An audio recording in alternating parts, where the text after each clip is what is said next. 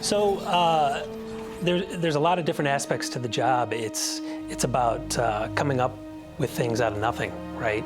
It's, you know, you have this blank slate, especially with something like Grey Goo, where you're developing a sci-fi universe. And you want to do something new, you want to do something cool, you want to do something fun, and you have to just start taking and collecting all these different ideas from all these fantastic artists that you work with, and start piecing them together in a way that kind of visually makes sense, right? And is cohesive, and doesn't get in the way of the gameplay, but enhances it. So Ecosystem 9 it's a blend of the familiar and fantastic. And it turned out to be like, well, you can't have an alien planet and not have fun with it, right? So there was always this back and forth of like, well, how can we take some of these crazy, unique ideas and mix them into things that we see here on Earth? And it turned out to be kind of like Earth on steroids, right? It was just this very interesting, different feel in places, but it still felt very familiar.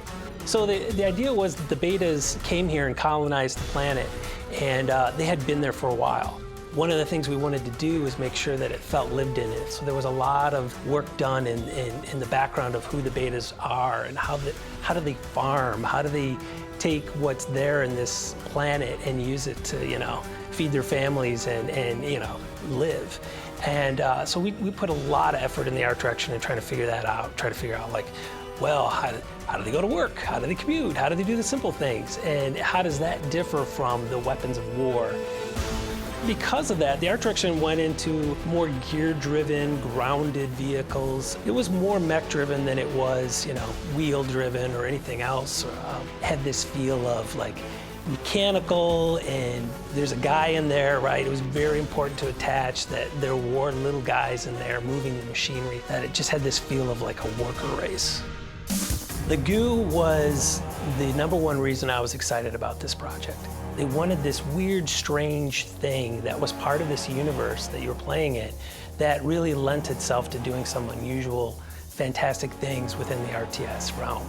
I was like, wow, what can we do with this? How can we take this kind of formless blob and give it character and give it life and really make it fun to kind of poke and prod and mess around with? From an art direction standpoint, it was a fantastic opportunity because we got to explore literally tons of different ideas at first about like, well, should it be this or should it be that?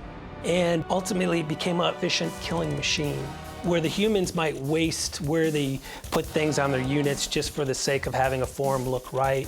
The Goo is more about efficiency. If you see something taper, you see something happen with a unit, it's because of a specific function that it does. Otherwise, it wouldn't create it.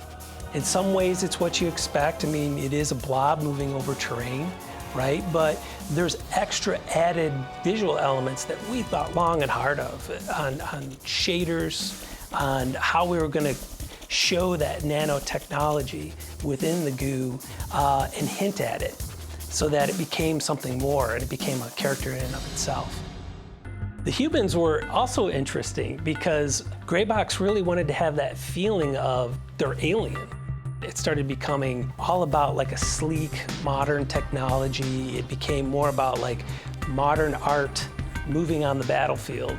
And less about like efficiency. It was more about like, well, how does this look like? And how do, you know, if something blows up, well, it can't just blow up. Like a beta machinery would blow up and there'd be lots of black fire and smoke and debris going everywhere. When the humans blow up, they don't leave a trace, right? It's all about like little bits and elements. Like they've thought through it like, well, if this breaks down, how do we get rid of it so it doesn't affect the environment we're in? So there's this just very clean feel to the humans that kind of goes through everything that they do, how they build things, how they attack things, and how they look.